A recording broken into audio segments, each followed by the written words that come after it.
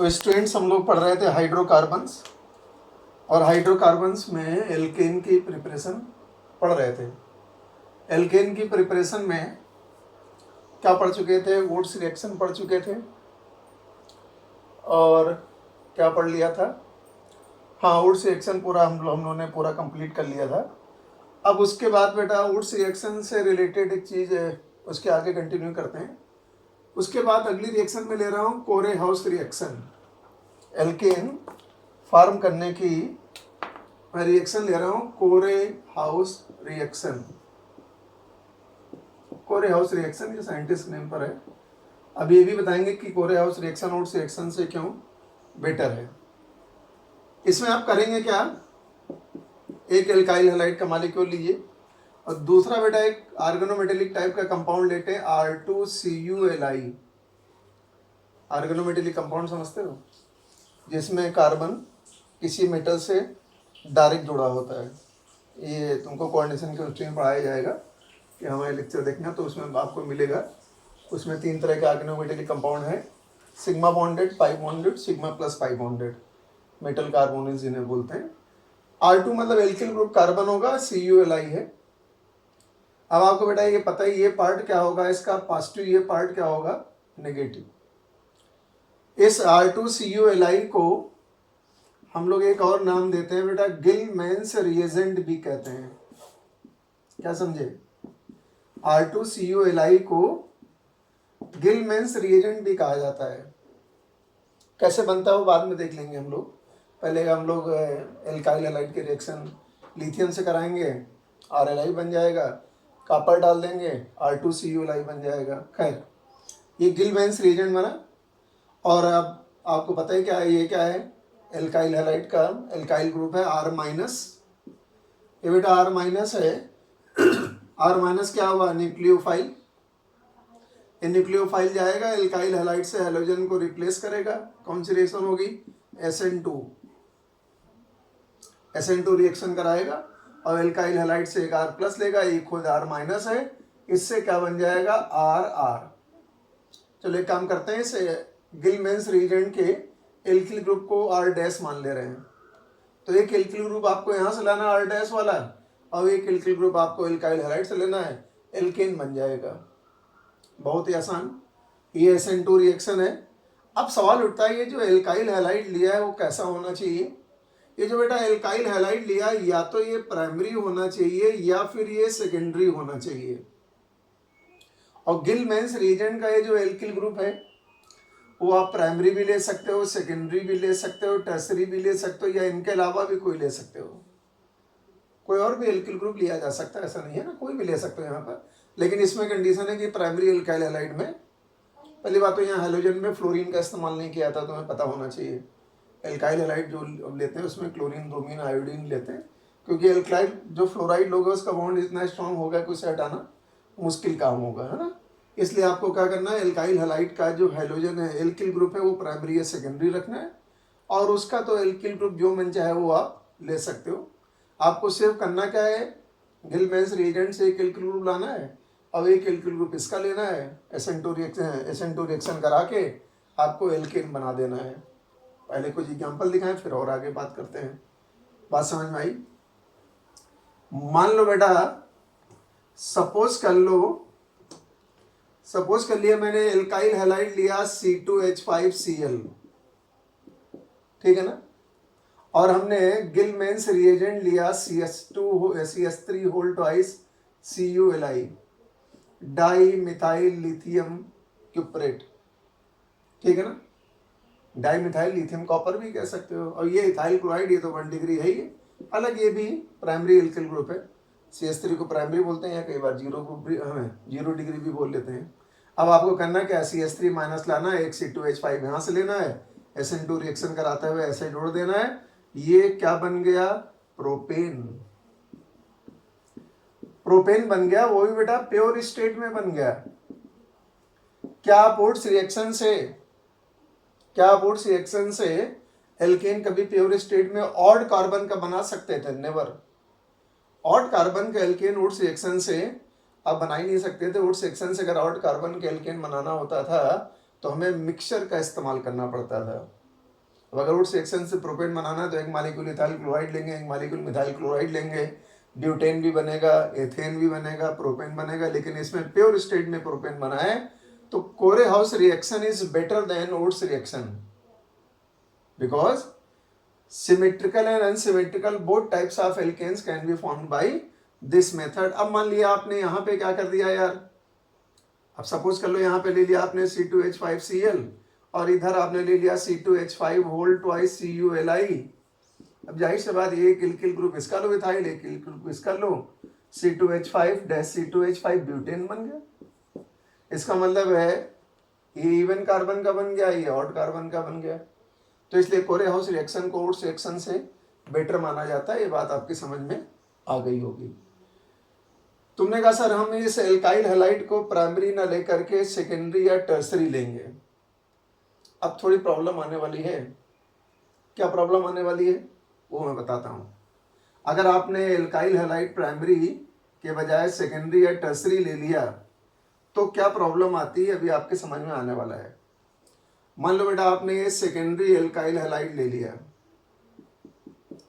Suppose कर लो आपने ये 2-क्लोरोप्रोपेन आइसोप्रोपाइल क्लोराइड ले लिया, और यहाँ पे कोई भी ले सकते हो, कोई इसमें तो कोई शर्त तो है नहीं। जो एल्किल ग्रुप चाहिए वो एल्किल ग्रुप आप ले सकते हो। चलो हमने मिथाइल वाला ही ले लिया, CH2 होल ट्वाइस, जो मन चाहे साइक्लिक वाइक्लिक कोई भी आप ले सकते हो, CuLi। अब जरा सुनो, ये बेटा सेकेंडरी एल्काइल ग्रुप है और ये इसका न्यूक्लियोफाइल क्या होगा, मिथाइल माइनस। अब आपको ये तो पता ही यार, मिथाइल माइनस न्यूक्लियोफाइल भी है, साथ में बेस भी है। और आपको शायद ये भी पता हो कि सेकेंडरी एल्काइल हैलाइड में सब्स्टिट्यूशन रिएक्शन भी हो सकती है, SN2 भी हो सकती है और एलिमिनेशन रिएक्शन भी हो सकती है। सब्स्टिट्यूशन के साथ साथ एलिमिनेशन रिएक्शन भी हो सकती है। तो पहले तो आप सब्स्टिट्यूशन कराओ, ये न्यूक्लियोफाइल गया, Cl को हटाया SN2 मेथड से, SN2 तुमको बता चुका हूँ मैं, यहाँ क्या बन गया, ये CH3, ये CH3 बन गया आइसोब्यूटेन। लेकिन भाई साहब थोड़ा एलिमिनेशन भी होगा। एलिमिनेशन कराओगे तो ये Cl हटाओगे, यहाँ से मिथाइल हटाओगे, ये बनेगा प्रोपीन। लेकिन एक बात दिमाग में बेटा रखना, मेन प्रोडक्ट अभी भी एल्केन होगा, आइसोब्यूटेन होगा। मेन प्रोडक्ट अभी भी क्या होगा, आइसोब्यूटेन ही होगा, ये दिमाग में रखना। और वो क्या बन गया, प्रोपीन बन गया। लेकिन अगर आपने टर्सरी एल्काइल हैलाइड लिया होता है तो टर्सरी एल्काइल हैलाइड में तुमको मालूम है SN2 और E2 में आपस में कंपटीशन चलता है ना। SN2 और E2 में आपस में कंपटीशन चलता है, टग ऑफ वार, रस्साकसी का खेल चलता है कि कौन पहले आगे निकल जाए, कौन जल्दी करा ली जाए। तो इसमें तो SN2 के समझ लो जीत हुई है। प्राइमरी एल्काइल हैलाइड में तो केवल SN2 हुई थी, E2 की बात ही नहीं आई थी। सेकेंडरी एल्काइल हैलाइड लिया तो SN2 रिएक्शन होने के बाद जो प्रोडक्ट बना वो मेन हुआ। ये प्रोडक्ट बेटा क्या हो जाएगा, माइनर। ये प्रोडक्ट कैसा था, मेजर था। ठीक है, बात समझ में आ गई। अगर आप टर्सरी एल्काइल हैलाइड लोगे तो बिल्कुल तहस नहस हो जाएगा। अगर आपने टर्सरी एल्काइल हैलाइड लिया तो E2 रिएक्शन प्रेफरेबली होगी। SN2 अगर होगी भी तो उसका परसेंटेज जो बनेगा बहुत ही कम होगा। मान लिया आपने कहा सर हमने ये ले लिया, सेकेंड टर्सरी एल्काइल हैलाइड ले लिया, हमने बोला ये टर्सरी एल्काइल हैलाइड ले लिया आपने और यहाँ पे लगा दिया R2CuLi। तो ये न्यूक्लियोफाइल है, ये 3 डिग्री एल्काइल ग्रुप है। अब इसमें यार SN2 होने के चांस कम है, होगी भी तो ना के बराबर। इसमें एलिमिनेशन होने के चांस ज़्यादा हैं, E2 के चांस ज़्यादा हैं। अच्छा, आपने पढ़ा है कि primary secondary tertiary alkyl halide में चाहे E1 रिएक्शन हो चाहे E2 रिएक्शन हो, ऑर्डर रेट ऑफ रिएक्शन क्या होता है, टर्सरी सेकेंडरी प्राइमरी, चाहे E1 हो चाहे E2। तो ये टर्सरी एल्काइल हैलाइड है, ये स्ट्रॉन्ग न्यूक्लियोफाइल है, स्ट्रॉन्ग बेस है। न्यूक्लियोफाइल भी है, स्ट्रॉन्ग बेस भी है। तो स्ट्रॉन्ग बेस क्या करेगा, एलिमिनेशन कराएगा, Cl हटाएगा, यहाँ से H हटाएगा, क्या बेटा बन जाएगा, एल्कीन बन जाएगी। इसीलिए मैंने कहा था कि टर्सरी एल्काइल हैलाइड, और ये मेन प्रोडक्ट होगा। इसीलिए हमने कहा था कि टर्सरी एल्काइल हैलाइड का इस्तेमाल कोरेहाउस रिएक्शन में मत करिए। कोरेहाउस रिएक्शन में टर्सरी एल्काइल हैलाइड का इस्तेमाल हम लोग नहीं करते हैं। ये बात दिमाग में आपको रख के चलनी है, ठीक है ना। टर्सरी एल्केलाइड लोगे तो मेन प्रोडक्ट एल्कीन बन जाएगी, और हमें मेन मकसद क्या था हमारा, एल्कीन बनाना। इसलिए कोरेहाउस रिएक्शन का ये बेसिक कंसेप्ट है। कई बार इस पर भी क्वेश्चंस आते हैं, कई बार बहुत सारे क्वेश्चन आ चुके हैं।